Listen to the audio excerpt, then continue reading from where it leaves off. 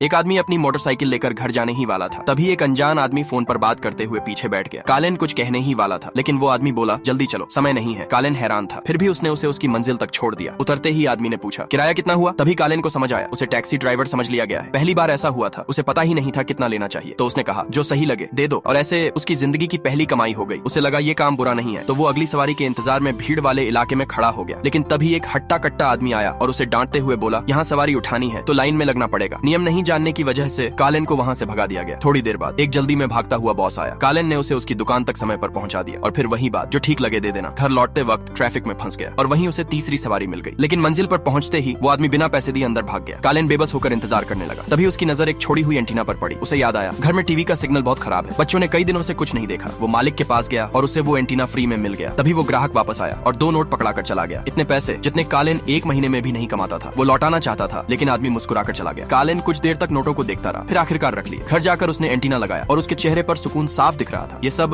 उसकी मोटरसाइकिल की वजह से था। उस शाम उसने और उसके बच्चों ने मिलकर बाइक को चमका दिया और कुछ नए पार्ट्स भी लगाए। अगले दिन उसने आधिकारिक तौर पर अपना मोटरसाइकिल टैक्सी काम शुरू कर दिया। धीरे धीरे जिंदगी पटरी पर आने लगी। ज्यादा कमाने के लिए उसने डिलीवरी का काम भी पकड़ लिया। लेकिन एक दिन बीच रास्ते बाइक खराब हो गई। जब तक वो ठीक करता, डिलीवरी वाला गायब हो चुका था। ढूंढते ढूंढते वो एक चौराहे पर रुका और पीछे रखे फ्रिज को देखा। उसी पल उसके मन में एक गलत ख्याल आया। वो फ्रिज घर ले गया, लेकिन उसकी पत्नी बोली, हमें इसकी जरूरत नहीं है। कालिन बोला, बस एक रात रख लेते हैं। उस रात वो देर तक सोचता रहा। अगले दिन वो सेकंड हैंड मार्केट गया। किसी ने $5000 ऑफर किए, लेकिन उसे कम लगा। वो और दुकानों पर गया, लेकिन कहीं संतोषजनक दाम नहीं मिला। तभी उसकी नजर शुतुरमुर्ग ले जाते ट्रक पर पड़ी। उसे याद आया, उसने एक बार शुतुरमुर्ग खो दिया था और उसी वजह से नौकरी चली गई थी। तभी उसे एहसास हुआ, अगर वो ये फ्रिज बेच देगा तो किसी और की नौकरी चली जाएगी। आखिरकार उसने सही फैसला लिया। वो फ्रिज वापस फैक्ट्री में लौटा दिया। उसकी ईमानदारी से मालिक इतना खुश हुआ कि उसे $10,000 से ज्यादा इनाम दिया और साथ ही एक पक्की नौकरी भी। अब सवाल तुमसे है, गरीबी और ईमानदारी में से चुनना पड़े तो तुम क्या चुनोगे?